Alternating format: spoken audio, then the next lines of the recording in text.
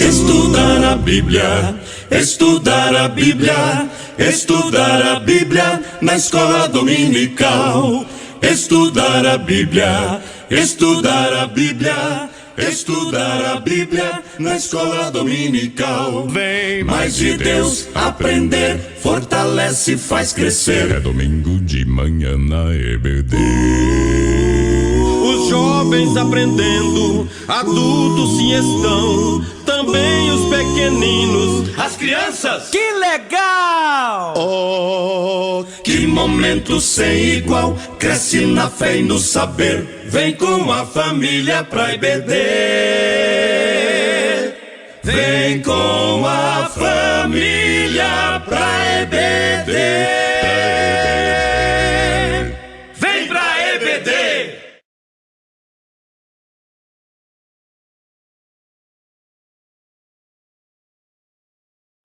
No Espírito nos últimos dias. Os hinos sugeridos aqui é o hino 5 da harpa. Pega aí o hino 5 da harpa.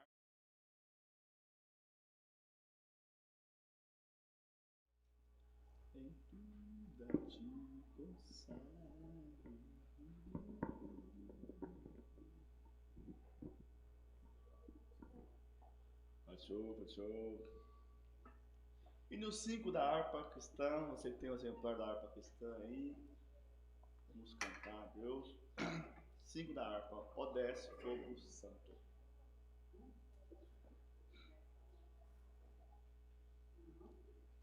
Espírito ao corpo, oferto a ti, Senhor, como hóstia verdadeira, em oração de amor. Eu tudo a Deus consagro, em Cristo vivo altar. Ó desce fogo santo do céu, vem tu selar. Sou teu, ó Jesus Cristo, teu sangue me comprou. Eu quero a tua graça, pois de ti sempre sou. Eu tudo a Deus consagro, em Cristo vivo altar. Ó desce fogo santo do céu, vem tu selar. Espírito divino do Pai a promissão, sedenta alma pede a ti a santa unção. Eu tudo a Deus consagro, em Cristo vivo altar. Ó desce fogo santo do céu, vem tu selar. Ó desce fogo. Oh, glória a Deus, aleluia, Jesus. Nossa. Meus queridos, vamos ficar de pé, então vamos fazer como de costume, ler o textual, a verdade prática, a leitura diária e a leitura bíblica em classe. Logo após isso, as classes já podem ir para as suas salas. Vamos lá. Imersos no Espírito nos últimos dias. Textual, tá? 1, 2, 3. Textual. Quem crê em mim, como diz as Escrituras, rios de água viva correrão do seu ventre. João capítulo 7, versículo 38. Verdade prática. O rio da vida, que representa o fluir do Espírito Santo, passa no meio do povo de Deus. Leitura diária. Segunda-feira, Gênesis 2, 8 ao 10. O rio do jardim do Éden aparece no limiar da humanidade. Terça-feira, Isaías 44, verso 3. Rios de águas representam também o derramamento do Espírito Santo. Quarta-feira, Ezequiel 36, 35. A terra será restaurada no milênio do Éden. Quinta, Joel 3, 18. O profeta Joel profetiza sobre um rio fluindo da casa de Deus para toda Judá. Sexta-feira, Zacarias 14, 8. O rio revelado ao profeta Zacarias é similar ao de Ezequiel.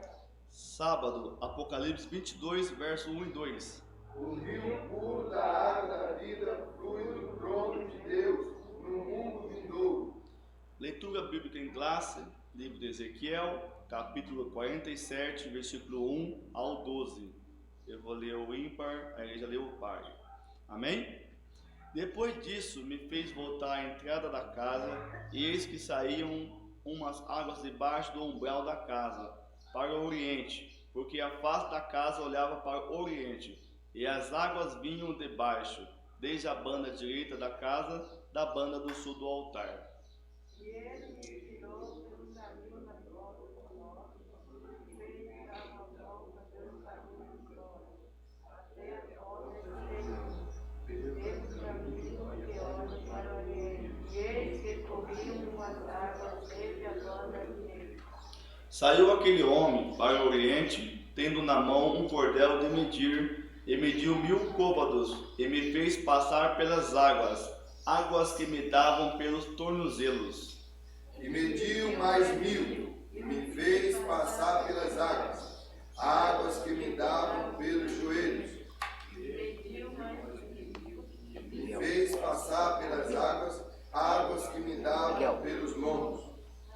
E mediu mais 1000, e era um ribeiro, que eu não podia atravessar, porque as águas eram profundas, águas que se deviam passar a nado, ribeiro pelo qual não se podia passar.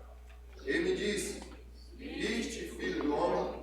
Então me levou e me tornou a trazer à margem do ribeiro. E, tornando eu, eis que à margem do ribeiro havia uma grande abundância de árvores, de uma e de outra banda. Então me disse: Estas águas saem para a região oriental e descem a caminho e entram no mar, e sendo levadas ao mar, serão arrasadas. E será que toda criatura vivente que vier por onde quer que entrarem esses dois ribeiros viverá, e haverá muitíssimo peixe, porque lá chegarão essas águas, e sararão, e viverá tudo por onde quer que entrar esse ribeiro. Será também que os pescadores estarão por ele, desde Engedi até Engaim. Haverá lugar para estender as redes e o seu peixe, segundo a sua espécie. Será como peixe do mar grande, em multidão excessiva. Mas os seus charcos e os seus lamaceiros não sararão, serão deixados para sal. E junto do ribeiro, à sua margem, de uma e de outra banda, Subirá toda sorte de árvore, que dá fruto para se comer. Não cairá a sua folha, nem perecerá o seu fruto. Nos seus meses produzirá novos frutos, porque as suas águas saem do santuário, e o seu fruto servirá de alimento, e a sua folha de remédio. Encadeirai-vos. Os jovens já podem ir para a classe lá em cima, né? Professor presbítero, juiz meritíssimo, Deus abençoe, querido. Professor querido, tudo bem? Hoje o tema não é nada fácil. Os irmãos me ajudem aí com os comentários. Pode ficar tranquilo aí.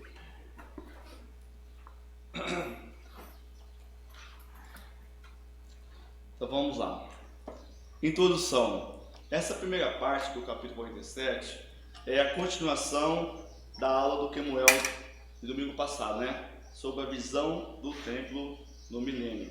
A primeira parte, versículo 1 ao 6, se concentra nas águas que fluem debaixo do umbral do templo. E à medida que essas águas sanadoras vão fertilizando as áreas estéreis do Vale do Mar Morto, seguem aumentando o seu volume até se tornar um rio caudaloso. A segunda parte, versículos 7 ao 12, descreve o efeito milagroso dessa água, trazendo vida ao Mar Morto e a toda a região do Arabá. A presente lição foca o aspecto escatológico da visão, mostra a implicação pneumatológica, que fala sobre o Espírito Santo, da profecia e o contexto geológico do Vale do Mar Morto. Amém? Então vamos estudar, é uma continuação da aula passada, né? O Espírito Kemuel mencionou sobre a visão do templo do milênio, e agora eu vou dar continuidade sobre essa visão, né? Que saíram umas águas no templo e tal, e corre para algumas direções, e onde essa água passa, a vida com abundância. Amém? Tópico 1. Sobre o aspecto escatológico. 1. Nascente do rio. Os irmãos podem ler. Irmão Paulo, lê para nós. Vimos na primeira lição do trimestre que o livro de Ezequiel antecipa o aspecto apocalíptico nas escrituras sagradas. A visão nessa passagem é futurista e literal. As evidências, tanto internas quanto externas, dão sustentação para uma interpretação escatológica e literal. O umbral da casa, fecha aspas, é uma referência ao tempo da visão do profeta. Os detalhes desse contexto, como dimensões de áreas, dependências e medidas, sugerem um tempo literal, isto é, simples de entender. Se os dois que foram destruídos, o de Salomão e o de Oredes, eram literais, não faz sentido no novo tempo ser uma mera visão que à vista um símbolo ou figura para transmitir ideias ou simbologia de igual modo. A promessa divina do novo tempo é também literal. Amém. Então, a nascente do rio vai nascer onde? No templo. E esse templo, que vamos estudar nessa manhã, é o templo no milênio. Vai sair essa água e esse templo vai estar sediado em Jerusalém. E vai sair essa água nesse templo. Então o que Ezequiel está vendo aqui é uma visão futurística, né? Bem futurística. Então essa visão aqui está falando do milênio. Então vai criar um templo lá no milênio, né? Vão viver 1000 anos, esse templo lá em Jerusalém. E desse templo sairá águas. Águas. Aqui fala que vai sair águas debaixo do umbral da casa, do templo, né? Da visão do profeta. Então, o que a gente vai estudar aqui nessa manhã é que nesse templo, sediado em Jerusalém, em que tempo? No milênio. No milênio, tá? Nos 1000 anos. Vai sair essa água. Então, o que Ezequiel teve essa visão aqui é sobre o milênio, né? Dando continuidade, então, na aula passada, sobre o milênio, sobre o templo. Então, nesse tempo sairá essa água que Ezequiel mais para frente vai ver e vai explicar melhor. Então, e aqui a lição fala que teve o templo de Salomão que foi destruído e o templo de Herodes que foi destruído. Então, assim, esse templo vai ser de fato literal no milênio, porque depois do milênio aí não vai ter mais templo. O templo vai ser o próprio Senhor Deus. Então, no milênio esse templo é literal, ou seja, vai ter o templo de verdade, construído de verdade. Amém? Os irmãos entenderam até aí? Então estamos falando sobre o milênio, o templo do milênio, na cidade de Jerusalém, e nesse templo vai sair águas, né? Que Ezequiel viu aqui na visão. E esse templo, de fato, é um templo de verdade, é um templo, não é uma simbologia, é um templo construído mesmo, de fato. e onde Deus vai ser, a presença de Deus vai estar nesse templo. Tanto é que nós vamos estudar mais para frente aí sobre essa presença, né? Vamos ler lá em Joel 3,18, o que fala, e outro vai achar em Zacarias 14,8.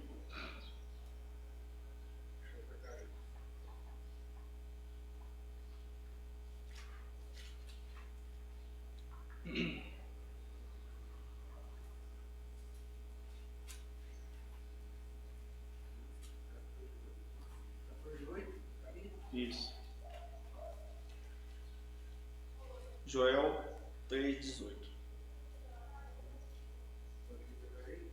Pode ter. Naquele dia também acontecerá que correrão de Jerusalém águas vivas, metade delas para o mar oriental e metade delas até o mar ocidental. No estio e no inverno sucederá isso.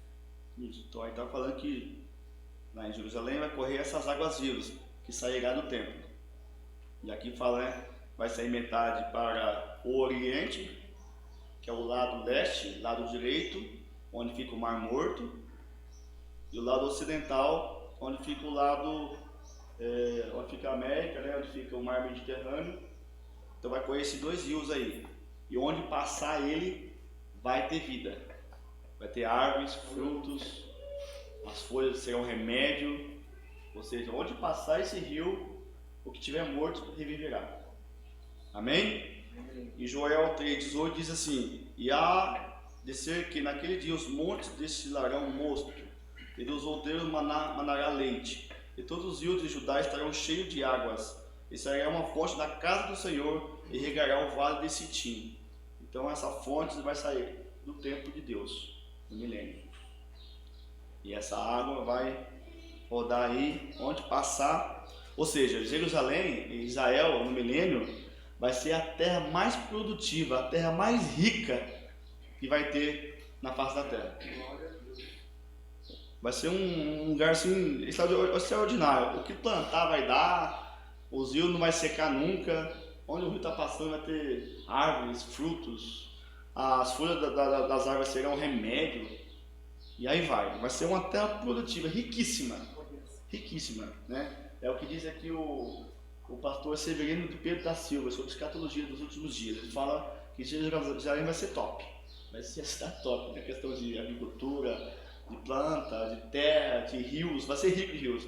E olha que Jerusalém não tem muito rio não tem, ele é meio pobre de rio, assim. Não tem um rio que nem nós aqui, tem um rio que passa perto, né? Jerusalém não tem isso não.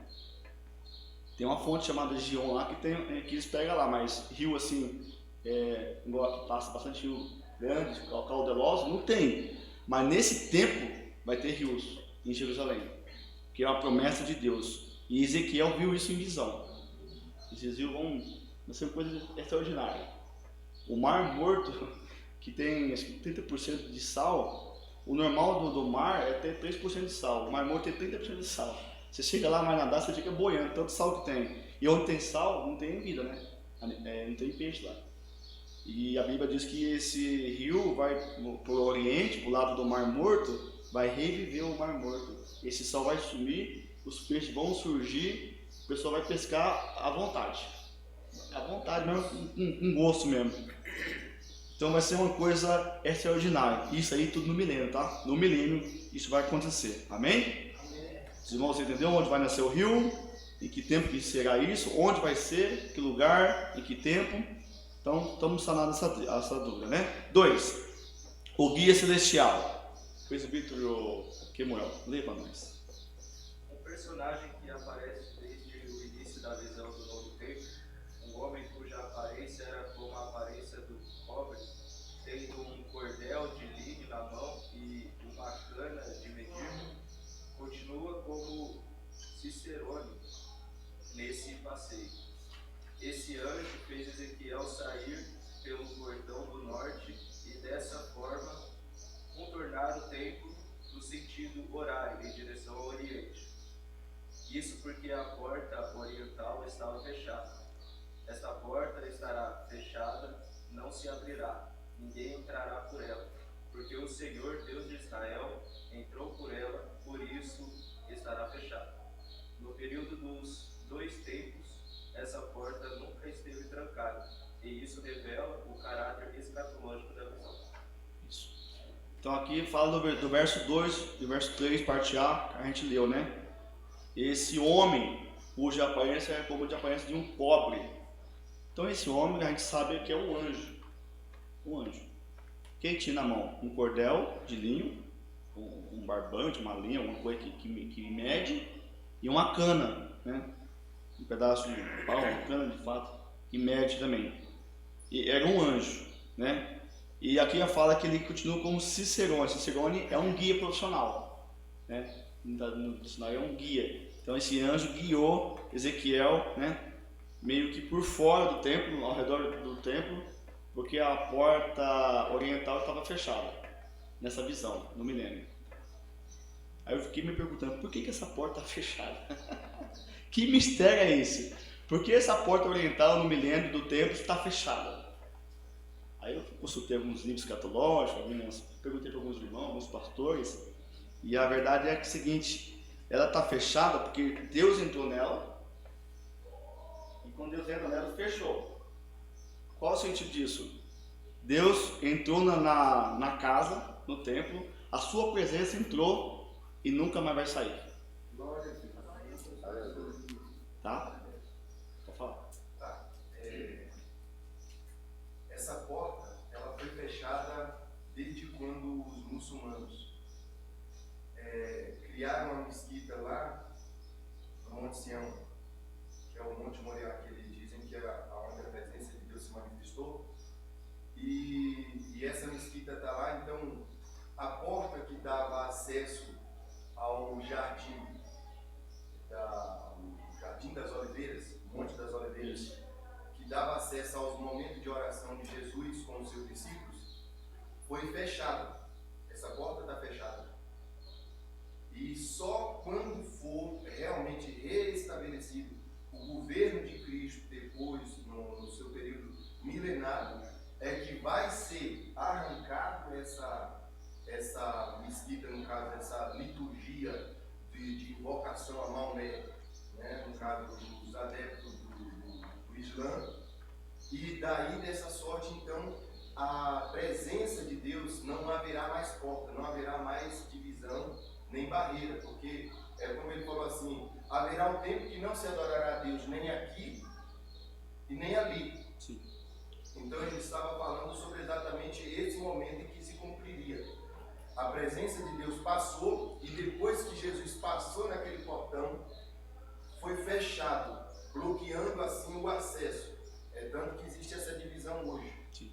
E só no momento em que Cristo voltar no seu reino milenar, que restabelecer o seu reino, será irrompido, será automaticamente tirada essa separação. Sim. Não haverá mais esse muro, nem muito menos essa porta, para que então a presença do Senhor esteja de contínuo para todos os povos e não só para uma parte de Israel.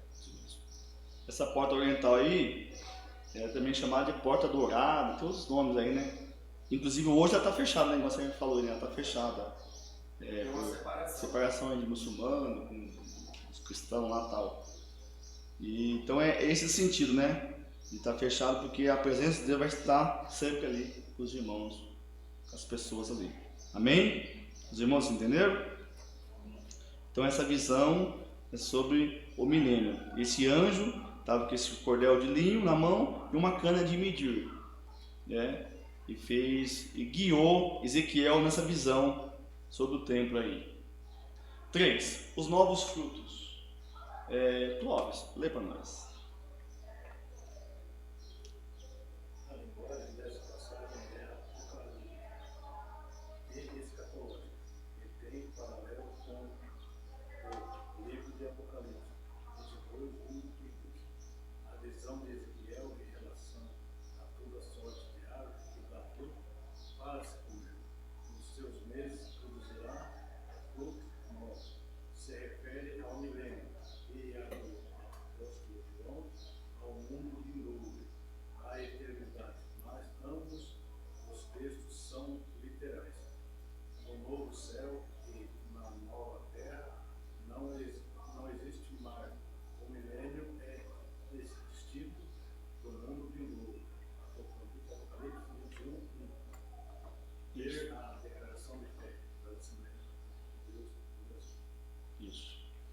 E aqui fala dos novos frutos, né? Tem um templo lá no milênio, tem um rio que sai de lá, e o rio onde passa, cresce árvores, essas árvores dão frutos, não para de dar fruto, e no seu tempo dá mais fruto ainda, e a Bíblia fala que as suas folhas não cairão. É o sentido de não cair, na questão de essas folhas vão servir como remédio. Então o que cair vai ser pegado para poder fazer remédio, para curar. Então vai ser aproveitado tudo a árvore, o fruto e até as suas folhas. Só que no seguinte, e aqui tem uma diferença, né? Do milênio para a eternidade, né? Tem uma diferença. E a lição fala que na eternidade, que após o milênio, após o trono branco, não existe mar. Não vai existir mar. Vai existir mar só no milênio. Mas depois do milênio não vai existir mar. Porém, essas árvores vai existir nos dois. Pelo que eu entendi. No milênio e na eternidade, né? Vai criar esses frutos e sempre não vai faltar fruto. Vamos ler lá em Apocalipse 22, verso 1 e 2. O que diz a palavra?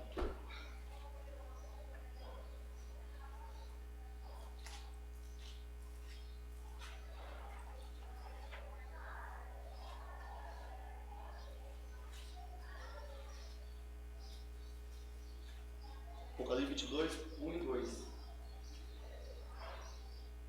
E mostrou-me um rio puro da água da vida, claro como cristal, que procedia do trono de Deus e do Cordeiro. No meio da sua praça e de uma e de outra banda do rio estava a árvore da vida, que produz 12 frutos, dando seu fruto de mês em mês, e as folhas das árvores são para a saúde das nações. Então, saúde para as nações, subentende remédio, né? E dará seu fruto, dará 12 frutos diferentes aqui, está falando. Que extraordinário, né? Igual nosso pastor, uau! Espetacular! Como vai ser coisas que a gente nem pensa, vai acontecer. Vai ser um milagre, vai ser um mistério. E aqui fala de Apocalipse 21, 1. E vi um novo céu e uma nova terra, porque já o primeiro céu e a primeira terra passarão, e o mar já não existe. Está falando sobre o mar na eternidade que não vai existir. Até o milênio vai existir esse mar, esses rios, né? Amém, meus irmãos? Então, os novos frutos. Então, assim, aplicando, né, para nossos dias, a nascente do rio. Fala sobre o Espírito Santo, né? Aqui nessa igreja tem um rio que emana, que nos enche, que é o Espírito Santo. O 2, o guia celestial, o anjo, né? O Espírito Santo é o nosso guia. Sem ele, a gente não consegue chegar até o final, né? Até o céu. E os novos frutos, nós temos que dar fruto. Todos os dias temos que dar fruto. Crente tem que dar fruto. Amém? 2. O legal é que esse rio aqui é corrente, ele não é um rio parado, né? Esse rio corrente, ele está andando, ele não para. Pois que ele é o Espírito do Espírito Santo. Ele não para. Ele sempre está fazendo alguma coisa. E nós, como crentes, não podemos parar. Nós não podemos ser que nem um lago parado, uma represa parada. Tem que ser que nem um rio de água corrente. Um rio de águas vivas. Não parado. Sempre está em movimento, sempre fazendo a obra de Deus. Amém? 2. Sobre a implicação pneumatológica. Fala sobre o Espírito Santo. 1. As águas. Irmão Paulo, lê para nós.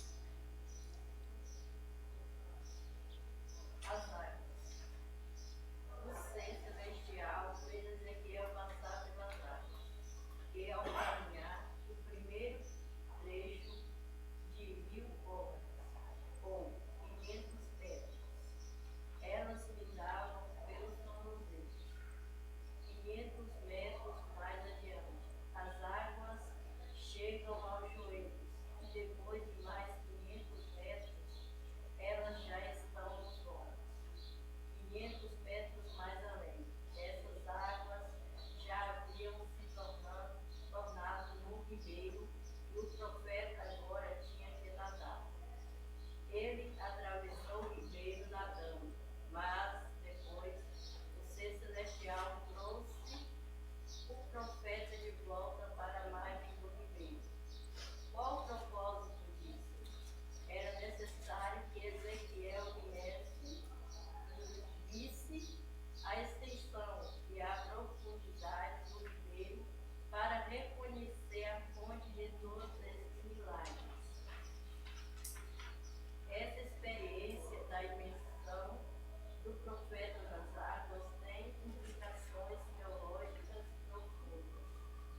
Isso. Então aqui a gente vemos aqui 4 estágios, né? Esse 1000 côvados aqui representa 500 metros para nós, aproximadamente 500 metros, né? Alguns falam 536, mas vamos arredondar para 500, que é melhor. E Ezequiel entra nessa água, e essa água dá no tornozelo. Algumas versões falam artelhos, como que é? Artelhos, que é o tornozelo. Outros falam o pé. Então ele entrou na água, molhou o pé, até aqui, ó. Primeiro estágio. E esse símbolo de molhar o tornozelo, os pés, significa quando o crente aceita Jesus. Ele é santificado quando aceita Jesus. Começa a caminhar, a água já começa a estar no tornozelo. E também essa água no tornozelo fala sobre os pés, né? Fala sobre o andar nosso, como a gente está andando, o nosso andar, os nossos passos. Então, fala também de guiar. Se fala sobre pé, fala sobre passo, fala sobre guiar. Ou seja, você tem que se deixar ser guiado pelo Espírito Santo. Você tem que ser guiado pelo Espírito Santo. Só que aí não para aqui. Quando o crente aceita Jesus, ele não pode parar aqui nas águas, nos tornozelos. O negócio tem que crescer, tem que continuar, tem que progredir. Aí o segundo estágio, mais 500 metros, dá no joelho. Todo mundo sabe onde fica o joelho, né? É aqui, ó. Essa bolinha redonda aqui, ó. Aí a água começa a estar aqui, ó. Aí já começa a dar um pouquinho de peso já, começa a ficar difícil a caminhada, né? Essa água aqui representa o quê? Você já está vivendo, começando a viver sob o controle do Espírito Santo. Porque uma coisa, a água está no tornozelo, você consegue andar mais tranquilo. Outra coisa, a água está aqui no joelho. Aí já começa você a ser controlado pelo Espírito Santo. Pelo Espírito Santo. Quantos aqui são guiados pelo Espírito Santo? São controlados pelo Espírito Santo. Então já começa a mudar, e começa a dar um peso aí, né? Sobre o Espírito Santo. Ou seja, aqui fala sobre essa água começa a dar força na perna, no joelho começa a dificultar. Ele começa a dar mais dificuldade para andar. Então, aqui fala sobre que o Espírito Santo, ele muda, ele controla a nossa natureza.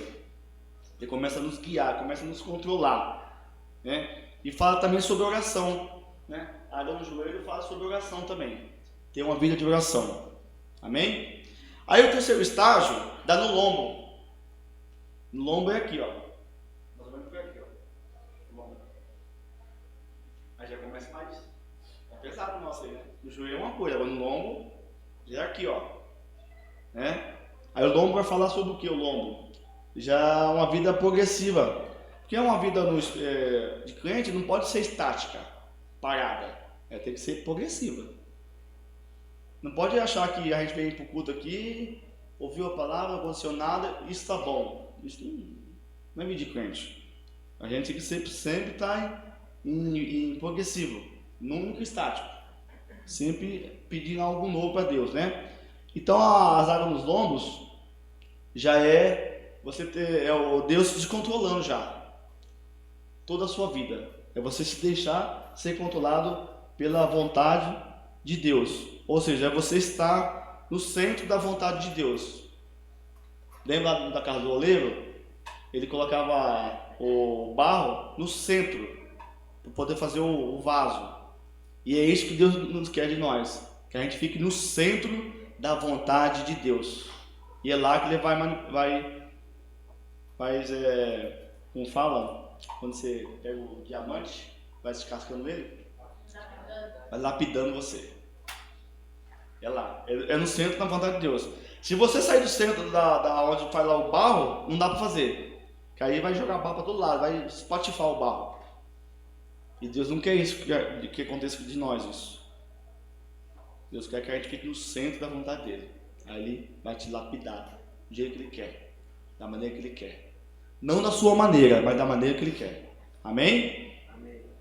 Aí vem depois mais 500 metros, aí já cobriu Ezequiel a água. Aí Ezequiel teve que fazer o quê? Nadar. ou ele nadava, não progressivo, ele ia respirar mais. Então essa é a vida progressiva de um crente. Ele começa com a nascida de Jesus, molha os tornozelos, aí vem molhando os joelhos, vem molhando o lombo, a dorsal, vem molhando tudo, aí inunda tudo a cabeça, aí tem que nadar.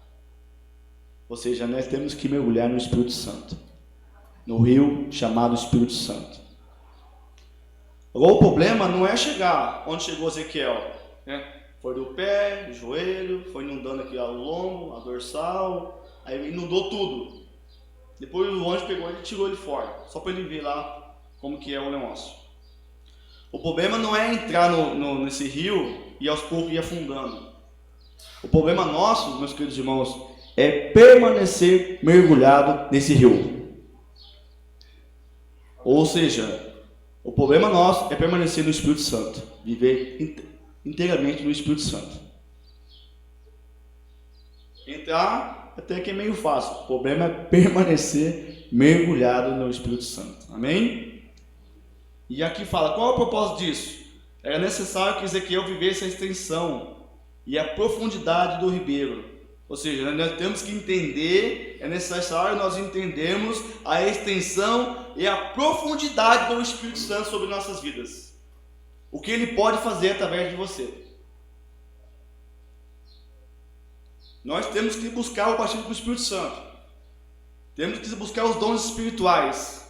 E será que nós estamos buscando ou estamos vivendo uma vida estática? Assim tá bom, beleza, vou morrer assim, sou assim, ninguém me muda. Tem um verso assim, né? É uma música, um verso lá. Eu morro assim, eu sou assim, ninguém me muda assim, é alguma coisa. É Gabriela que falou isso, sei lá, se é Gabriela. Tem gente que é assim, né? Não quer mudar, não quer fazer nada, não quer ser nada. Então, meus irmãos, nós possamos aprender que esse rio aqui, a gente tem que mergulhar nele. Se a gente mergulhar nele, nós vamos ser guiados pelo Espírito Santo, vamos ser controlados por Deus, Deus vai nos abençoar, os dons espirituais vão aparecer, os frutos vão aparecer, tudo vai aparecer de bom. Mas temos que estar mergulhado no rio chamado Espírito Santo. Amém? Amém.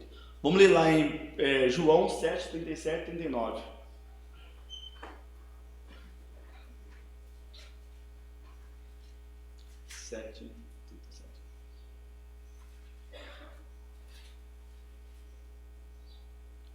João 7, 37 ao 39. E no último dia, o grande dia da festa, Jesus pôs-se em pé e clamou, dizendo: Se alguém tem sede, venha a mim e beba.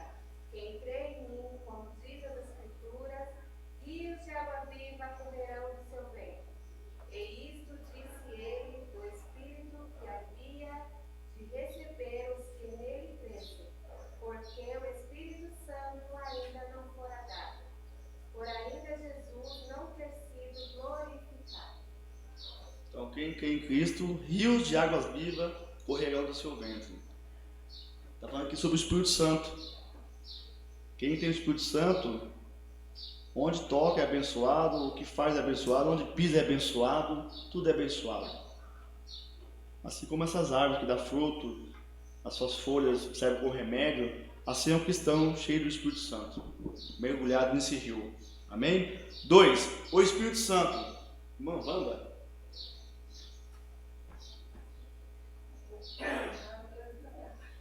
Arranha mais. A invenção de Ezequiel, dessas áreas, pode ser acompanhada com a água ao vento, cheia do Espírito Santo, e as águas ainda do Espírito Santo são eternas. As suas muitas gerações.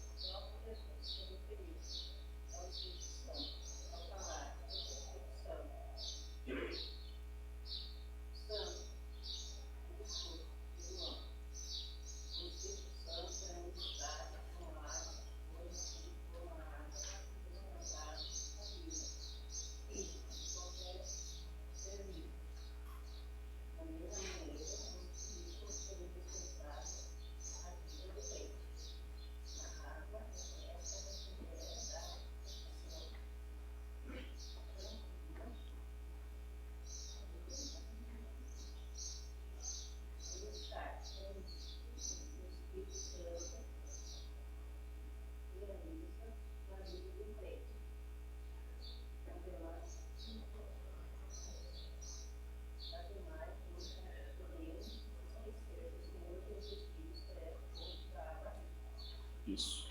Então aqui fala sobre o Espírito Santo, né? Essa água aqui representa o Espírito Santo. E quem está mergulhado nessa água está cheio do Espírito Santo, que é o símbolo do Espírito Santo. E aqui fala sobre a água, né? Os irmãos sabem que a água é importante, né? Quando nós se vê, né? Eu não sei quantos dias que a gente pode ficar sem água. É poucos dias, não sei se é 3. Máximo 3. 3 dias, né? Comer até que você fica sem comer, mas sem água você não fica. Aí tá essa simbologia, né? A importância da água para nós. E a água representa aqui o Espírito Santo. Então você veja a importância do Espírito Santo na nossa vida. É muito importante. O crente sem o Espírito Santo, ele vai morrendo. Perceba a gravidade. Assim como a água é importante para nós, se ficar 3 dias sem beber, a gente morre. Assim é o crente sem o Espírito Santo. Temos que ter o Espírito Santo. E essa água aqui, ela é muito importante para a nossa vida, né? Aqui fala, a água ela refresca. Ou seja, o Espírito Santo, ele não é a palavra refresca, mas refrigera, né? Ele alivia as tentações do dia a dia, nos ajuda. Assim como a água faz, refresca, refrigera, dá uma sensação de tranquilidade e de bem-estar. Agora imagine você viver sem o Espírito Santo nesses dias que nós estamos vivendo. É muito difícil, irmão. É muito difícil. Vamos ler lá em 1 João 5 e 6. O que fala sobre o Espírito Santo?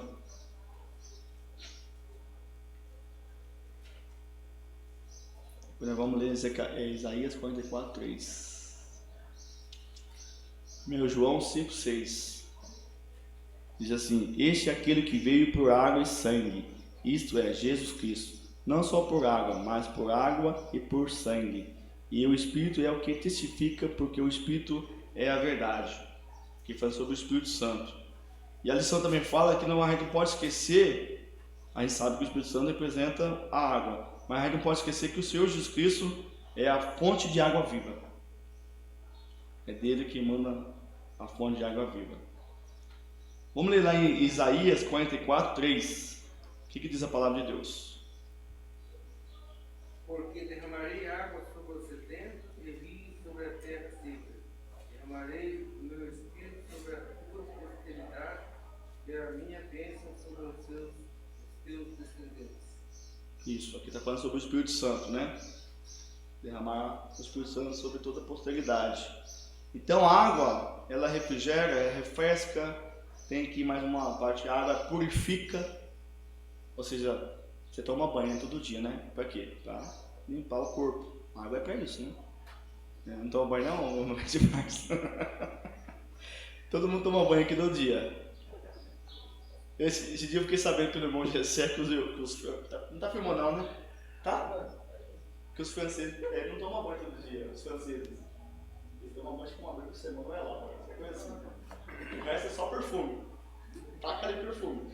O perfume do francês é diferente do Brasil, é um perfume forte, concentrado. Por que joga assim, ninguém sente o ferro dele, do sulacão, né? O brasileiro vai pra festa tomar banho todo dia e diz: você é louco, vai gastar água aqui, sei lá. É que no Brasil tem muita água com abundância, né? Graças a Deus por isso. Então a água serve para purificar, para lavar a pessoa, né?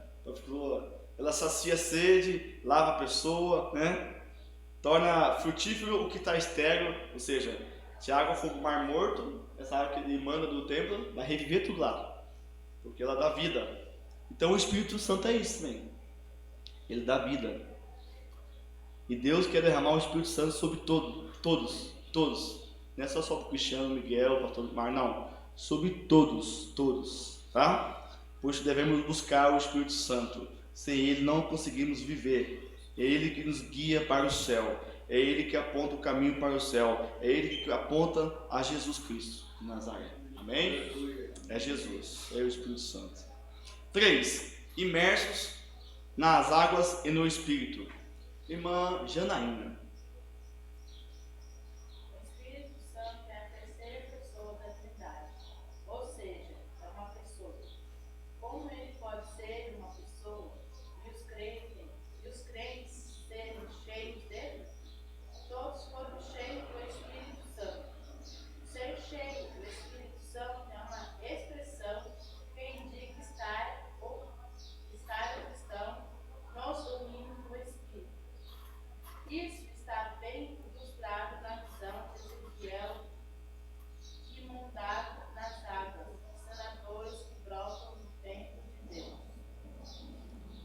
estão imersos nas águas, né? Ou seja, imersos no Espírito Santo.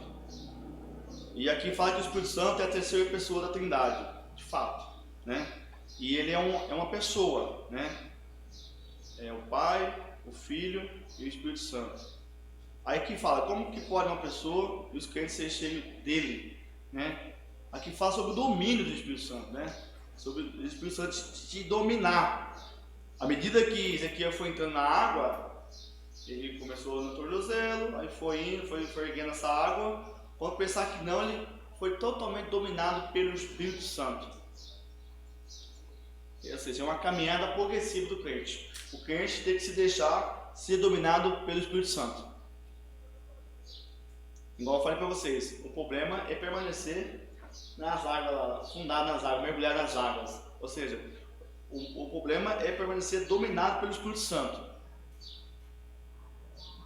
Isso poderia ser ilustrado o conhecimento do crente como membro, Isso. operador, diácono, Também, não deixa de ser. Mas o crente também que não vai para o ministério, ele também pode crescer dessa forma. Ele aceitou Jesus, ele é membro, aí de repente agora ele é batizado nas águas, de repente ele é batizado no Espírito Santo, aí Deus dá dom para ele, espiritual, tem um dom de curar, um dom de milagres, outra coisa, e vai indo, mesmo ele não sendo um obreiro. Porque Deus quer dominar, o Espírito Santo quer dominar todo mundo, não é só os obreiros, é todos, a todos. Desde a irmãzinha lá do fundo até aqui no púlpito. Isso aí é mais uma parte, é meio que paralelo, né? Essa parte do crescimento ministerial é mais que paralelo, assim. Mas todos devem crescer. Porque não adianta nada, tem uma irmã lá que não é nada, mas ela é batizada com o Espírito Santo, tem dons espirituais, ela ora, onde ela ora é curada na hora. E às vezes tem um obreiro aqui que não tem o dom, às vezes não é batizado. Isso não importa, é para todos. uma pessoa que já se envolveu, entrou nas águas, entrou no tornozelo. E ele estacionou, ficou só ali. Isso, é isso que não pode acontecer. Isso não pode acontecer. Achar que tá bom assim. Aí está relacionado muito ao conhecimento bíblico. Também. Porque uma pessoa que crê em Jesus não procura conhecer nada, ele só molhou os pés. Isso mesmo, pastor. Parou ali. Porque sem o conhecimento bíblico não tem esse envolvimento. Sim. Não tem como se envolver. O Espírito Santo não vai ele só envolver um crente sem conhecimento nenhum. Sim. É uma coisa de conhecer, né? Seria uma ilusão. O Espírito Santo iria iludir ele com coisa não. Então é necessário um conhecimento. Sim. Eu tenho vezes que alguém em casa, dos meus netos especialmente, desde o Caleb, que é um menino universitário, tem um conhecimento extraordinário, mas às vezes eles falam assim, conta alguma história para nós. Quer dizer, eu tenho que conhecer. Conhecer a história. Como que era 50, 60 anos atrás. Perguntar para ele não viveram essa história. Não. Então esse envolvimento com o mergulho nessas águas, ela está muito relacionada até não um enchimento do Espírito Santo, mas um conhecimento Também. sobre Deus. Sim. Porque conhecendo sobre Deus, automaticamente o Espírito Santo envolve. Isso mesmo. Porque a gente vê aqui, tem pessoas que não se envolvem muito em querer se aprofundar em conhecimento. Porque a gente vê, por exemplo, tomando a sua palavra, a gente fica com uma inveja santa, se é que tem, dos crentes presbiterianos, dos crentes batistas, mas não esses batistas pentecostais, que esses batistas pentecostais são um grupo de desviados que surgiram. Eu estou dizendo a igreja batista tradicional. Gente, esse povo tem um conhecimento que faz gosto. E não fala língua estranha. Mas você fica assim, você fica ouvindo ele falar o dia inteiro se colocar. Sim. Conhecimento. Mas tem pessoas que não conhecem quase nada na Bíblia e é cheio do Espírito Ixi, aí voltou. Não, ele pode, Márcio, ser cheio do Espírito Santo. Mas se ele for cheio do Espírito Santo sem conhecimento, ele tem voo baixo. Mas se uma pessoa se é uma pessoa que nunca teve um estudo, nunca estudou, então aí como vai fazer? Porque tem pessoas que não têm estudo. Mas sim, conhece a Bíblia, né? Você fala. Conhece a Bíblia. Não, mas não precisa. Aí conhece-se de ouvir falar, mas não porque estudou e tem o conhecimento. Não estamos falando de estudo. Nós estamos falando de pessoas que frequentam a igreja, no mínimo, e assimilam. Ele pode frequentar a igreja e assimilar aquilo que está sentindo. Sim. Esse foi o que eu não estou falando de conhecimento. Sim, isso que eu estou... Entendeu? Timão? Eu não creio na ação do Espírito Santo sem a palavra de Deus. Porque a função principal do Espírito Santo é apontar para a palavra de Deus, é apontar para Cristo. Sim. É claro que o enchimento pelo Espírito Santo, do Espírito Santo, do crente, não vem por quanto ele conhece, por quão intelectual ele é, sim, mas no quanto ele busca a Deus através da palavra. sim. Então, uma pessoa dizer que ela é cheia do Espírito Santo, mas não conhece a palavra de Deus, mas como esse Espírito Santo está enchendo essa pessoa sem entendimento? Porque o Espírito Santo... Eu ouvi falar. O Espírito Santo... Na verdade, o Dimas, na verdade, ele conhece a palavra, não assim A pessoa de outro jeito que ouve, tá guarda falando. no coração. Às vezes ela não sabe nem ler, mas ela ouve. Eu creio que pode se ouvir falar pessoas que ajudam essa forma. Eu entendi o que o Dimas quis dizer. Esse enchimento que o Dimas fala, eu também acredito nesse enchimento, sim, mas é tudo coisa do momento. No outro dia não tem. Não é. Tem pessoas que nem teve acesso à escola, não teve acesso à escola, não sabe escrever nem um A, mas é tão cheio porque guarda tudo que estuda na igreja. A gente temos exemplos de pessoas que não têm visão, nasceram cegos e tocam instrumentos musicais, cantam, louvam e ganham muitas almas no reino de Deus e às vezes não teve um estudo que muito... Agora, se não tem estudo, mas consegue guardar o que ouve, é bom, né? É um conhecimento. Isso é mais ou menos isso que ele está falando. É que Deus entendeu que o jeito que ele falou, ele nunca ouviu a palavra e está cheio de Espírito Santo. Isso não existe, né? Se ele ouve e consegue guardar o que ouviu, sim, é um caminho. Aí a possibilidade é grande de ser cheio de Espírito Santo. Desde que ele ouça e guarde. E busque, não o que eu falou, né? Tem que buscar porque também. O Apocalipse 1:3 diz: bem-aventurado é o que lê, bem-aventurado é o que ouve, e bem-aventurado é o que guarda. Sim. Então, ler, ouvir e guardar. Não lendo e não ouvindo, como é que guarda? Aí não tem como, Então vamos falar no contexto agora. Bora. Geral. Vamos lá. Existem pelo menos 4 episódios que a gente conhece na Bíblia. Sim. Primeiro ato, vou nem falar do Éden lá. Primeiro, depois do governo humano, começa o povo de Deus, eles não sabiam ler, não tinham conhecimento. Aí, o que fazia? Moisés introduzia, fazendo eles entenderem todas as leis. Aí Deus falou: vocês não deixem nem para Deus na esquerda, mas eles eram ensinados. Uma pessoa, como ela citou ali, que não tem conhecimento, e ainda hoje tem lugares que não conhecem a Bíblia. Ainda hoje, século XXI. Sim. Não tem, irmão. Não tem. Tem lugares ainda que não conhecem, não tem acesso à Bíblia. Certo. Isso aí quem disse é a Senami. A Senami, que é a Secretaria Nacional de Missões, não. Então essas pessoas que não têm acesso à Bíblia, não têm acesso à cultura, isso aqui, como é que essa pessoa ela tem um momento com Deus? Vamos voltar lá atrás, lá nessa situação do povo de Israel, que não tinha acesso a nada, mas eles tinham um orientador. Essa pessoa que não sabe ler, não sabe, é cego, não, enfim, mas ela ouviu, ela teve alguma projeção assim, o Espírito de Deus, que hoje ele dá acesso a ela pode ser assim, cheia do Espírito de Deus, mesmo não tendo essa acessibilidade que a gente tem hoje. Agora, há casos e casos. E aí nós vivemos, depois de Moisés, o período dos juízes, que era 300 anos ali, é só lei e ensinamento ali. Depois, agora para nós está fácil, para nós está muito fácil. Aí depois vem os profetas também, só falando pouco. Agora para nós está fácil, porque nós temos o Espírito Santo. Nós temos a palavra, o verbo que já está aqui, né? Para nós está fácil.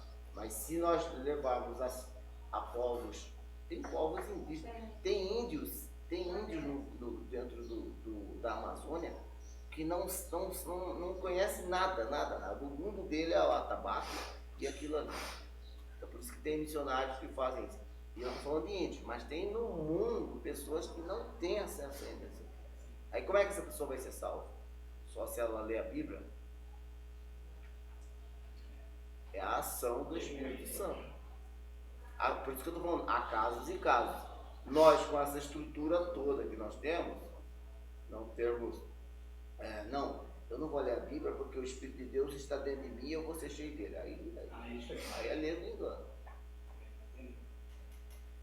Só acrescentando aqui, o meu ponto de vista, a princípio, aqui eu entendi que o presbítero Márcio, ele quis dizer no sentido dos irmãos que eram, nenhum deles tinham nenhuma escolaridade, né, não tinha nenhum conhecimento, não sabiam ler, escrever, e dessa forma eles eram cheios do Espírito Santo e muitas vezes se manifestavam com um poder e autoridade tão grande, inclusive os heróis da fé. Vamos dizer assim, alguns não gostam que fala dessa forma, mas os pioneiros da obra de Cristo, tanto no Brasil como em outros lugares, muitos deles não tinham essa dinâmica, a arte do conhecimento no que diz respeito da lei, da escrita, mas tinha a facilidade de ouvir a palavra de Deus, aplicar em seu coração, na sua vida, e dessa forma, com o intuito, eu falo isso porque a minha avó, ela não sabia escrever o próprio nome, ela não fazia letra, mas ela ganhou a família inteira. Hoje 80% são cristãos, na maioria pastores, presbíteros, evangelistas, missionários, e os 20% que não são cristãos hoje são desviados, que se morrer hoje vão para o inferno sabendo que estão indo porque não quiseram continuar na terra do Senhor. Isso eu estou falando no caso de uma mulher que no dia que estava sendo preparada para ser consagrada como mãe de santo, filha de santo, ela decidiu ouvir a palavra de um homem que chegou e falou assim: Dona Maria, está vendo aquele livro na sua estante? Ele é uma escada para o céu. E ela, mas como que é uma escada para o céu? Pensa o tanto da ignorância da pessoa, mas como que é a escada para o céu? O que tem dentro daquele livro te leva para o céu. Não faz isso não vai para o candomblé não, porque a senhora não vai receber nenhum espírito do guia não. A senhora vai receber um espírito das trevas. Eu sou desviado, eu mato, eu roubo, eu engano. Se eu morrer do jeito que eu estou hoje, Dona Maria, eu vou para o inferno. Mas eu preciso me arrepender. E uma mulher analfabeta que não sabia, ela ganhou toda a família, inclusive a minha avó, que era macumbeira, que antes do cara chegar 3 dias na casa dela para receber a consulta dela, ela já mandava encontrar no caminho, vai e diz que não tem jeito para ele não. Ou vai, encontra ele lá e diz que faz assim, assim, assim, que vai viver. Imagina que o trem era feio.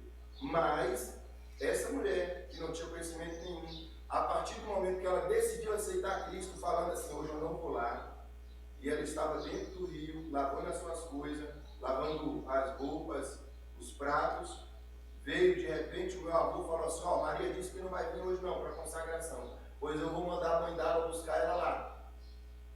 E ela estava num lugar raso, que dava para a pessoa ficar perto com água no joelho, e de repente, uma mão veio muito forte, aquele redemoinho, pegou ela daquele lugar raso, levou ela para o fundo, e quando ela estava subindo e descendo, que ela já não conseguia mais quase que respirar, ela agora diz assim: se verdadeiramente as palavras que o seu Belarmino falou é verdade, e o Deus dos protestantes é um Deus de verdade, a partir de hoje eu vou ser uma protestante.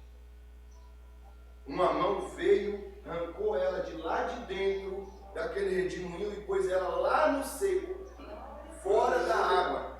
E essa mulher, daquele dia em diante, passou a aclamar e adorar o nome santo de Deus. E ganhou toda a família. Assim como ela, eu conheci vários pioneiros, homens de 92 anos. Eu tive a oportunidade oportunidade de conhecer o irmão, o conhecido como José Sergipano, que era um desbravador, homem que pegava 30, 40 quilômetros a pé, quando não dava para ir no lombo do animal, porque tinha que amassar a lama. Ele dobrava a barra da calça, não sabia escrever o nome, mas ia levar uma Santa Ceia e ganhava a alma para o nome do Senhor Jesus. Conheci também o irmão Antônio Neves, que hoje, se não partiu para o Senhor, deve estar na casa dos seus 105 anos. Não sabia escrever o nome dele, mas tinha a mente dele, a Bíblia inteirinha aqui, cheio do Espírito Santo de Deus, coisa maravilhosa. Então assim, o grau de conhecimento, conforme o Senhor Jesus Cristo falou, crescer na graça, no conhecimento, o apóstolo Paulo fala sobre esse equilíbrio, sobre a necessidade.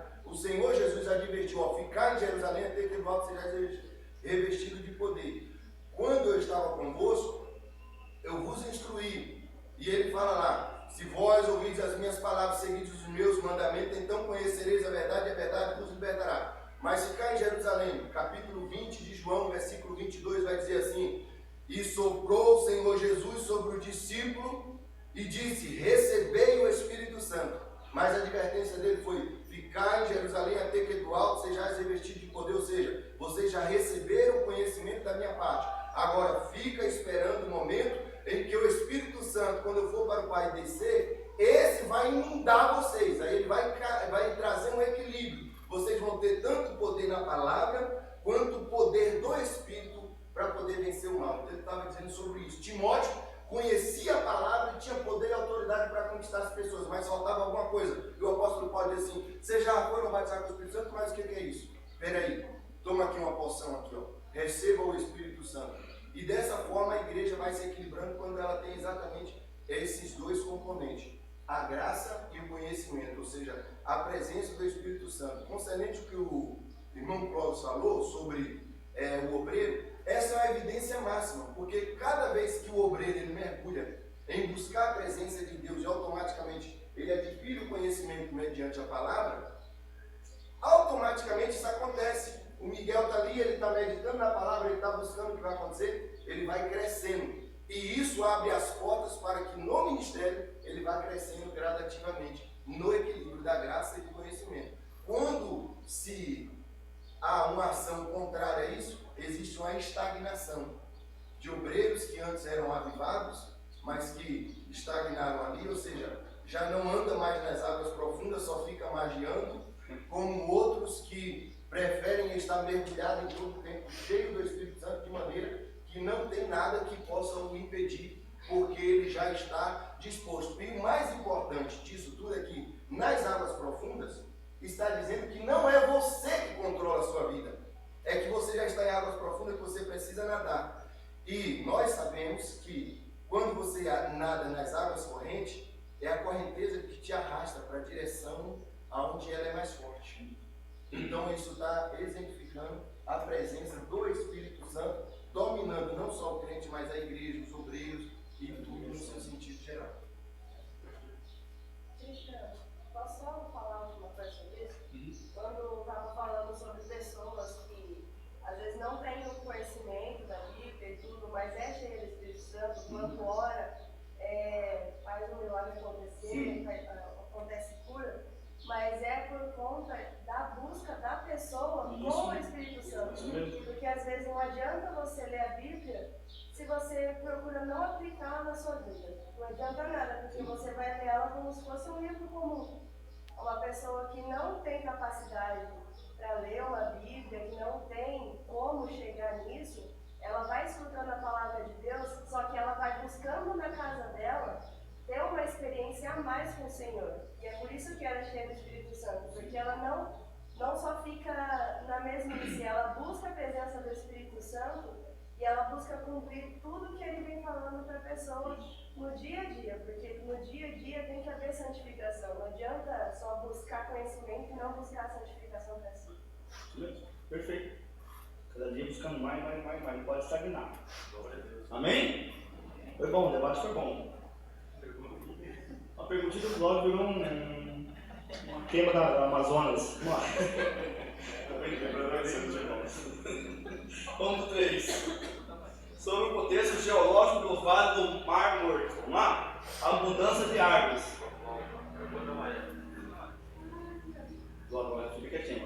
Tô brincando. Irmão Fabiano, lê pra nós. Abundância de árvores. A Fabiana perdeu até o rumo do LBD.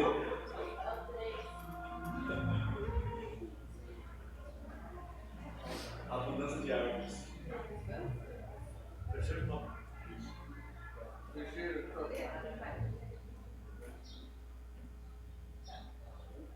Tem uns nomes estranhos aqui. Pode falar aí. Professora. Tem uma língua estranha. Ela terceirizou o serviço do marido. Vamos lá. Abundância de árvores. O Arabá em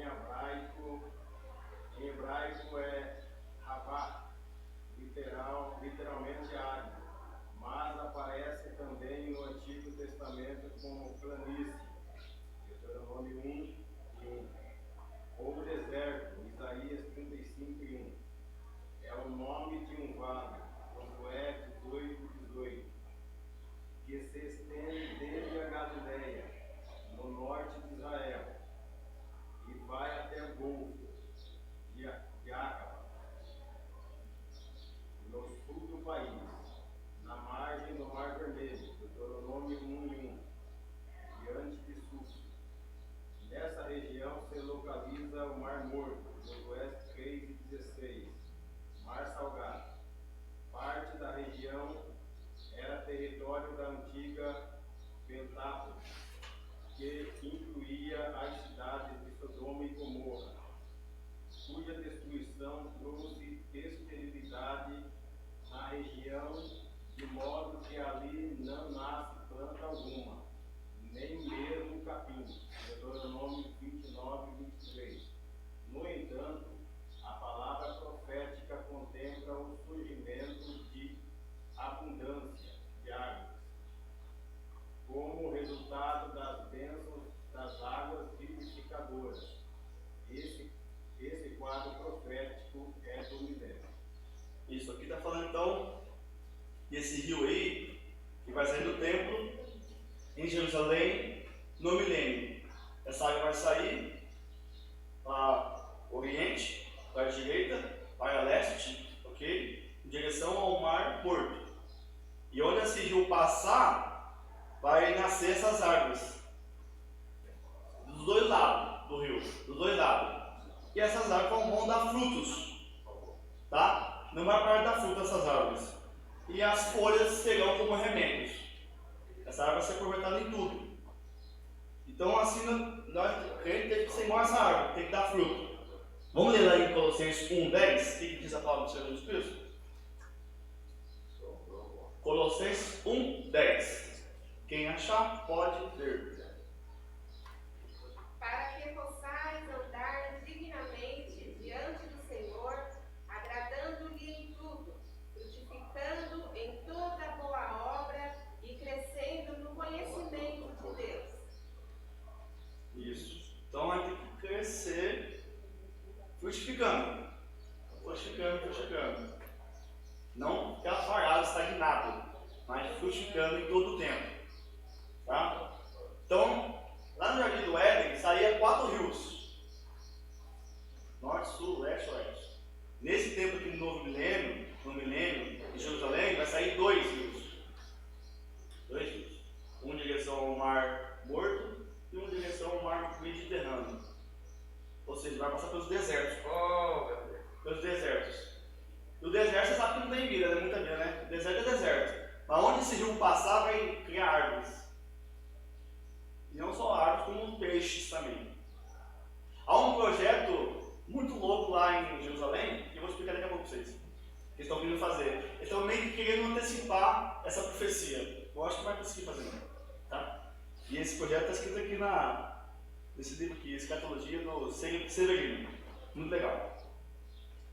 Então, meus irmãos, onde esse rio passar, vai ter vida, vai ter árvores, vai ter animais, vai ter tudo. Tá? Não precisa pensar peixe, árvore, não vai ter seco. O deserto, quem é deserto, não vai ser o deserto, vai ser um ambiente frutífero. Vai ser a melhor terra do mundo, vai ser em Jerusalém.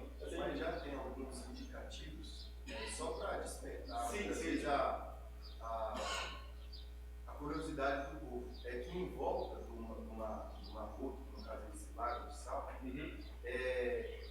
já surgiram várias minas, e o mais interessante é que essas águas que agora começam a brotar em volta do Mar Morto são nascentes de água potável, água doce. Bolaiense chama isso.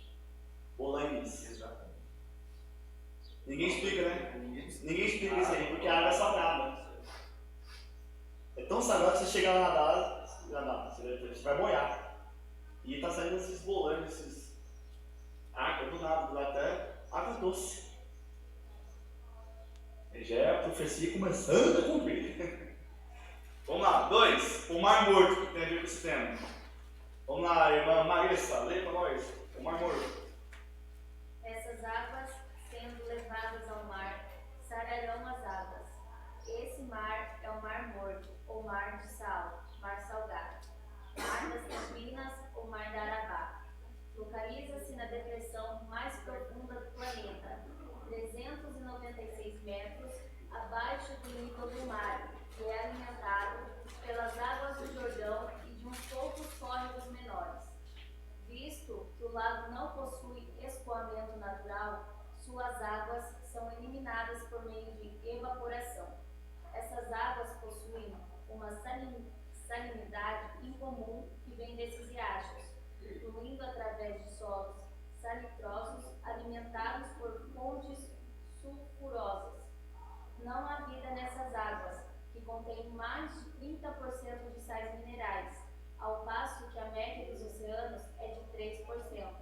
É uma fonte de riquezas minerais.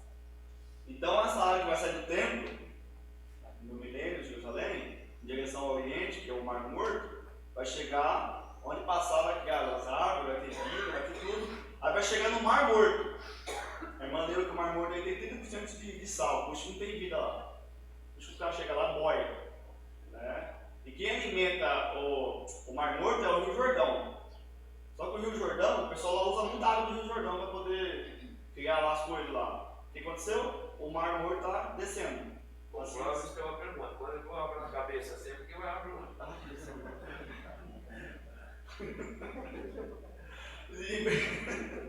O pessoal de Israel usa muita água, porque lá tem pouca água. O que tem, se usa. Para utilizar, para usar na planta. E usa muito o Rio Jordão, que alimenta o Mar Morto. O que você tem no Mar Morto? A parte sul está sumindo, está evaporando. Aí tem eu li esse texto aqui, esse livro aqui, o cara falou que tem uma obra lá, que eles querem pegar a água lá do Mar Mediterrâneo, pela faixa de Gaza, fazer um duto, passando pelo deserto de Negev, passando pela cidade de Berseba, e esse tubo vai até chegar no Mar Morto, para alimentar o Mar Morto, para ele crescer de novo. Ele está morrendo aos poucos. E aí nesse tubo aí, desse duto que eles vão fazer uma linha elétrica no meio, para poder gerar energia também. Ela também é muita energia. E eles estão com esse projeto aí, vale não sei quantos milhões aí, né? Eu não sei se eles vão conseguir fazer. Porque se fizer, já faz parte da profecia, mas olha, tem que passar pelo para chegar nessa lugar. Mas eles fazem assim porque no milênio o Mar Morto vai produzir peixe. E é só depois disso aí. Isso.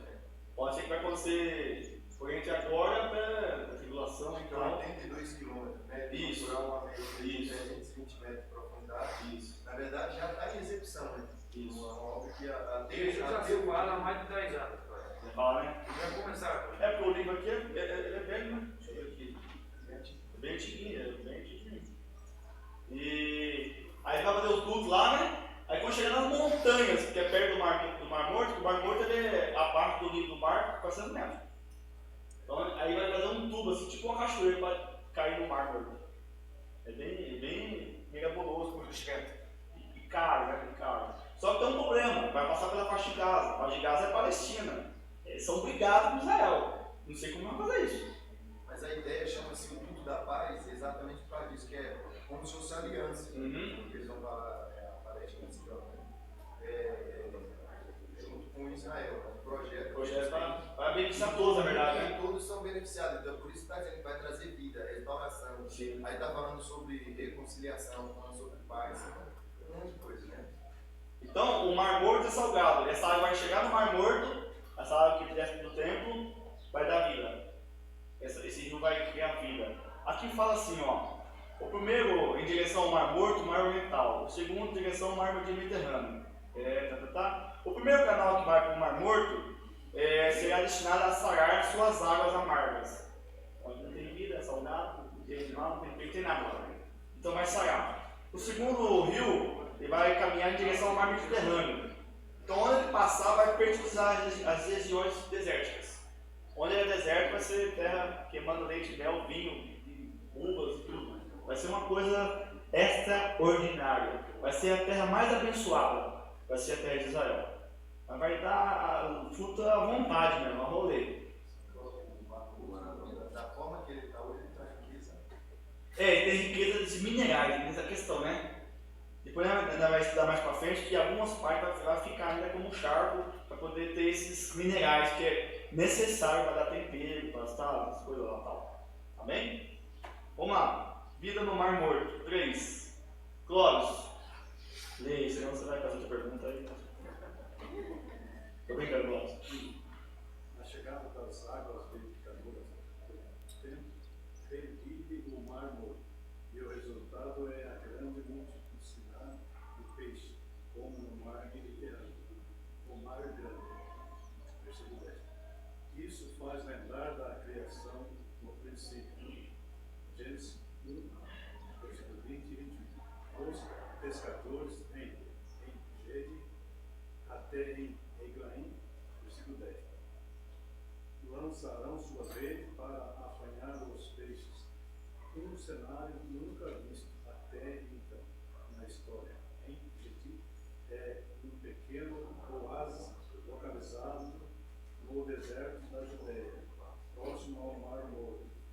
Josué 15, 62, onde Davi se acampou quando perseguido por Saul.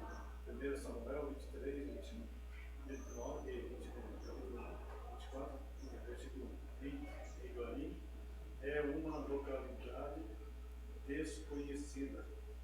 Há quem afirme que fica na outra margem do mar, que seria hoje a Jordânia, mas a linguagem parece indicar sentido norte e sul, e não leste e oeste. Isso. Então vai ter vida no Mar Morto. Esse rio vai chegar no Mar Morto. O Mar Morto vai deixar de ser Mar Morto, vai ser Mar Vivo, né? Mar Vivo, né? Tô brincando. Mar Morto vai ser Mar Morto, vai ser vivo, não vai ter vida. E aqui fala que vai ter tanta vida, tantos peixes, igual o modo lá no Mar Mediterrâneo, que é o Mar Grande, eles falam. Lá tem peixe à vontade, mas no Mar Morto não tem peixe, porque tem vida. E nesse dia vai ter vida, vai ter peixe. Tanto é que lá em Gedi, eu fui estudar o que é Gedi, é um povoado que fica a oeste do Mar Morto, para cima. Então esse nó de Gedi até Eglaim dá a conotação de norte a sul. Ou seja, o Mar Morto é compridinho assim, ó, norte a sul. Então vai ter pescador de norte a sul, pescando grandes peixes, grande quantidade de peixes, e não vai parar. Vai ser uma coisa extraordinária. Tá? Então esse Engedi até Eglaim é o sentido de norte a sul. Ou seja, do norte do Mar Morto ao sul do Mar Morto vai ter peixe. Vai pescar. Vai ser bom pro Thiago, vou morar na área, vou pescar. Tirar umas capivaras boas e um pra ele aqui. Os irmãos, entendeu? Não está no sentido de leste-oeste, porque leste-oeste seria assim, né? Mas no sentido norte-sul. Porque Engedi fica no norte e Eglaim fica no sul do Mar Morto. Então traz essa conotação. De norte a sul vai ter peixe. O pescador vai pescar bonito, meu irmão. Tá? Não vai precisar ir lá para o mar tentando pescar, não. Aqui já tem peixe. Amém? Vai ter vida, vai multiplicar peixe. Assim como o Mar Mediterrâneo tem peixe, o Mar Morto vai ter peixe. Amém? 4. Aqui fala sobre os charcos, lamaceiros, com sal que não serão restaurados. Eu vou resumir aqui. Então, algumas partes lá perto do Mar Morto, a Bíblia fala que lá em Sodoma e Gomorra, lá também não tem vida não, né? Tudo sal, qualquer coisa lá. Só que é rico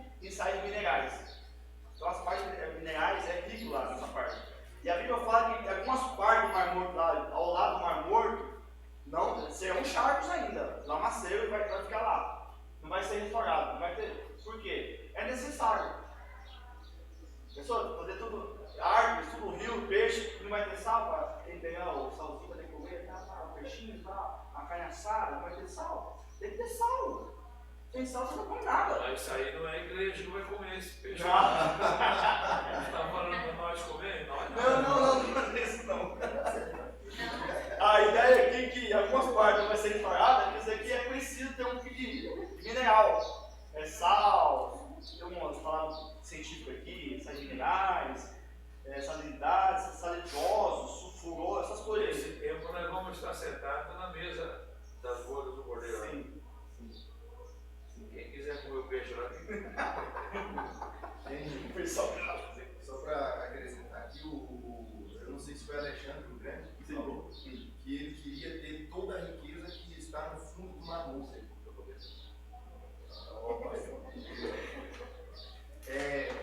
Ele fala assim, tipo, em 7 trilhões de cloreto, de magnésio, de potássio, de fósforo.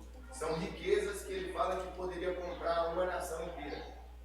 Uma riqueza que eles têm no fundo do Mar Morto. Então, ele falou assim que queria ter o direito de explorar, né, toda a riqueza que está no fundo do Mar Morto. Então, como é que vai abrir mão disso? Então, é o que a profecia fala, que ficarão os charcos de sal que serão exatamente esses nutrientes que, com certeza, com essas águas que vêm, começa a jogar agora para as margens do rio, como charco, toda essa riqueza para que o povo possa usufruir disso aí, no caso, na sua própria nação de Israel.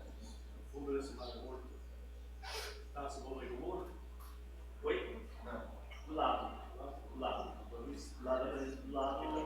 sentido leste e do sul. Sodoma e Gomorra, né? Isso, que fica bem perto do Mar São Morto. 5 cidades, não é só uma, só Sodoma e Gomorra é as duas que a gente refere. E essa é outra Tem a cidade. cidade de Ai, tem mais as outras duas agora, eu não me recordo o nome, mas são 5 no total, foram que mais. E esse lugar aí, eu vou só dá sal, não é nada. Sal, essas coisas. Do lado dele é bem capinho nasce. Nem que nasce. Deus esperando na vida, né? Até hoje, tá lá. Os irmãos, entendemos, queridos irmãos? Então vai ter um templo em Jerusalém, no milênio, certo? Que vai sair águas, tanto para o ocidental quanto para o oriental. E onde essa água bater, vai ter vida. Tá bom? E nós, crentes, temos que entrar nessa água, no tornozelo, no joelho, no lombo. Aí encobre o rosto, tudinho, começa a nadar, começa a mergulhar. E temos que permanecer nisso. Mergulhar, sendo controlado por Deus, sendo guiado pelo Espírito Santo. Não podemos deixar de ser guiado. Amém? Então vai ter vida no Mar Morto, sim. Já tem princípios aí, né? Esses bolanhos que o pastor falou aí. Já água doce, do nada, a água doce saiu de uma coisa que é salgada. Então é mistério de Deus, tá? É mistério. E vai ter vida no Mar Morto, vai ter peixe igual o Mar Mediterrâneo. E algumas partes não vai ser restaurado, porque é preciso ter sal. Precisa de alguns minerais que servem para a nossa vida. Serve para pegar o peixinho assado, a carne assada, picanha assada, o arroz assado, o feijão assado, né? Tudo assado. É mais. Conclusão. As águas terapêuticas do rio da visão de Ezequiel saem debaixo do umbral, e as águas cristalinas que saem do trono de Deus e do Cordeiro em Apocalipse aponta para Cristo e o Espírito Santo. É significativa a presença do rio no Éden, no princípio. No relato da criação e do rio da vida no mundo vindouro, o rio da visão de Ezequiel fica entre eles, ou seja, entre o primeiro e o último. Vemos em tudo isso a restauração escatológica da terra e a efusão do Espírito sem medida. Amém? Vamos fazer essa pergunta enquanto os irmãos chegam aí das classes? Né? Vamos lá, irmã Paula. Irmã Paula Fonseca, vamos lá. 1. Onde nasce o rio das águas vivificadoras? Debaixo do umbral do templo, Ezequiel 47, capítulo 47. Nota 10, irmã Paula, você ganhou um peixe assado com sal. Vamos lá? 2. Irmã Maressa, por que o Cicerone celestial contornou o novo templo com Ezequiel? Porque a porta oriental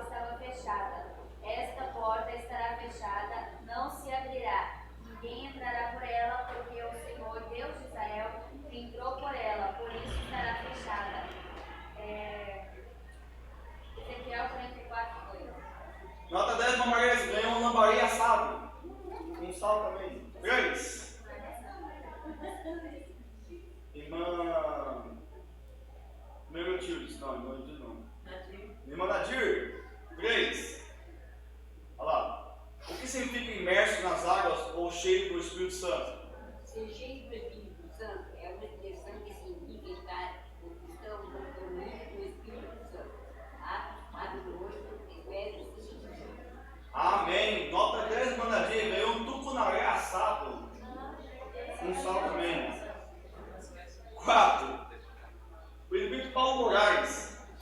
O que significa o surgimento de abundância de árvores numa terra estéril?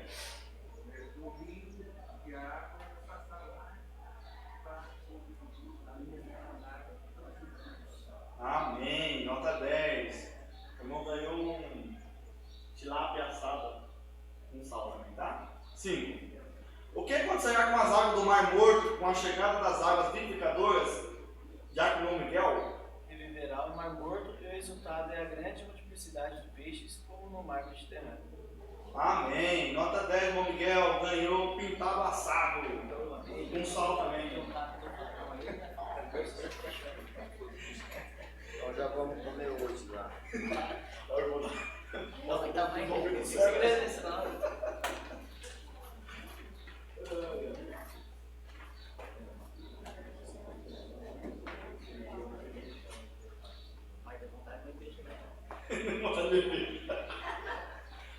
O irmão Miguel ficou com vontade de comer peixe, meus irmãos. Quem tem peixe em casa sobrando aí?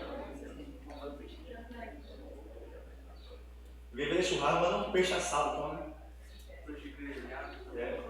Com sal do Mar Morto, olha aí que coisa recheado. Mas o peixe é mais gostoso do que a carne é. É. Ei! Olha o mistério aí. Um mistério aí. O Pastor Marcos já tá babando ali já, ó. Tá falando de peixe aí. Tudo pra lá. Então corre, irmão. Vamos aproveitar que você está aqui para adiantar o passo. Crianças, vamos lá? Título da lição. Manassés, entendido. Textual. Para memorizar. Mas se confessarmos os nossos pecados a Deus, Ele cumprirá a sua promessa e fará o que é correto. Ele perdoará os nossos pecados e nos livrará de toda maldade. 1 João, capítulo 1, versículo 5 a 9. Irmã Mariana, o que você foi nessa manhã? A Mariana aprendeu que ela tem que brincar com a casinha dela. E Josafá era justo e fiel. Nota 10, irmã Mariana. João Miguel. Ela falou olhando para a mãe dela, está certo? Eu não esqueci.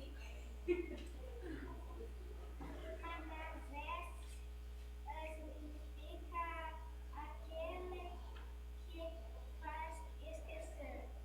Nota 10. Faz esquecer. O irmão do lado como chama? Arthur. Arthur. Manasés foi o 14º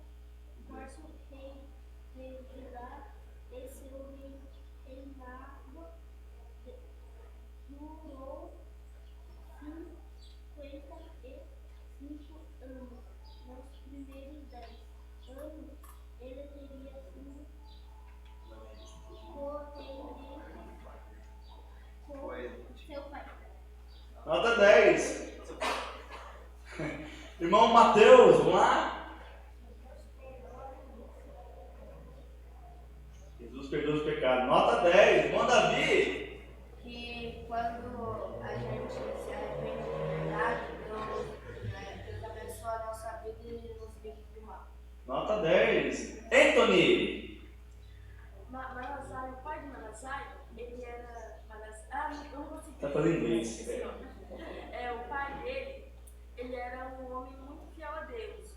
Assim, quando o filho dele ficou no reinado, ele fez muitas coisas ruins. Ele adorou outros ídolos, ele fez muitas besteiras. Assim, depois quando ele foi levado pro cativeiro da Babilônia,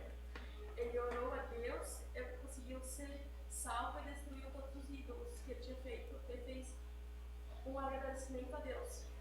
Nota 10. Já pode ser professor já, viu? Isaac, idade Peloso. Que o pai de Manassés foi um rei de oração, mas Manassés se desviou e reergueu-se a deuses pagãos.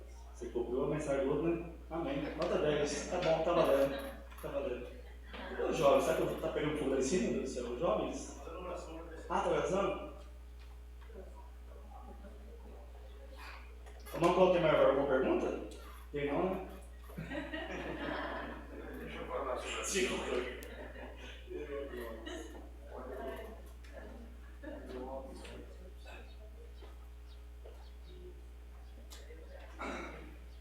Gente,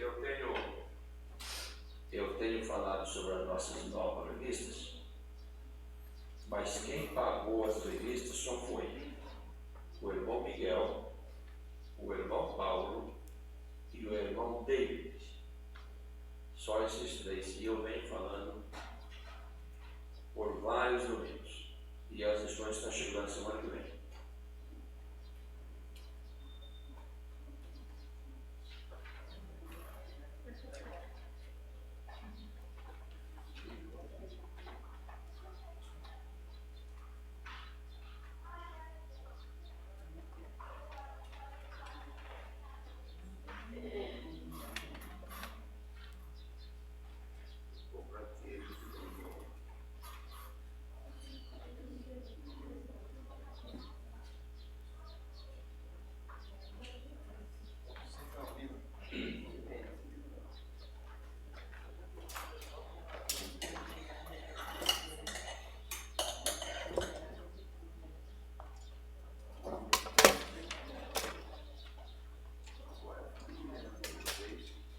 Vamos lá então, vamos ouvir nossos jovens?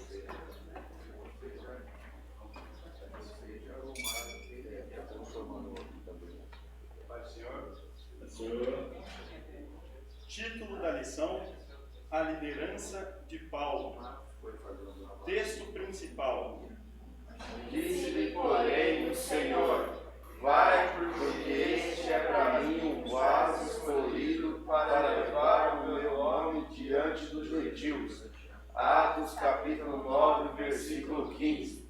Amém. Adrieso, o que você aprendeu nessa manhã com o professor presbítero Caleb? A gente estudou sobre a liderança de Paulo. E eu aprendi que Paulo ele foi um líder excepcional porque ele foi escolhido não só por quem ele era, mas também porque, principalmente pela credibilidade do que ele falava, estava no fato dele ter sido escolhido no meio dos judeus para pregar para os gentios. E também porque Paulo ele respeitava a autoridade. Ele não saiu, ele foi chamado no caminho de Damasco, foi escolhido, Jesus apareceu para ele, mas a partir daquele momento ele não saiu pregando. Ele dedicou o momento a estudar, ele foi para a Arábia estudar, estudou, só então ele começou a pregar. Nota 10. Veio um peixe assado. Isadora, vamos lá. Você, o que você aprendeu nessa manhã? Paulo foi um líder diferenciado por Deus, porque ele saiu do meio dos judeus para pregar para os não-judeus. Nota 10. Irmã Emily. Não há quem possa liderar em questões de missão natural. Nota 10. João Miguel. Aprendi hoje que a essência de Paulo, pelo conhecimento que ele já tinha, mas ele se pôs primeiro a aprender, para ser liderado, para liderar um povo, para pregar, a humildade que ele teve, o preparamento que ele teve e também ele soube aceitar a vida que ele teve antes, depois do encontro de Deus, o que ele passou a ensinar. Nota 10. Meus irmãos, vamos ficar de pé então, vamos orar a Deus.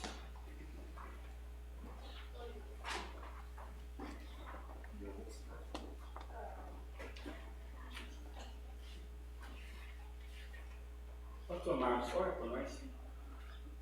Oremos. Querido Jesus, muito obrigado por esta manhã de bênção, Pai. Muito obrigado por tudo que aprendemos, que possamos ser cumpridores, Senhor, daquilo que ouvimos e aprendemos. Só a tua igreja, a superintendência da escola bíblica dominical, os alunos, a tua igreja, em nome de Jesus. Amém.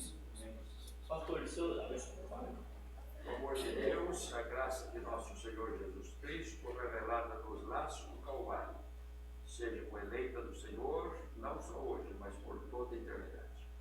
Amém. Amém. Tem um cafezinho lá atrás, meu. Depois eu tenho que sair da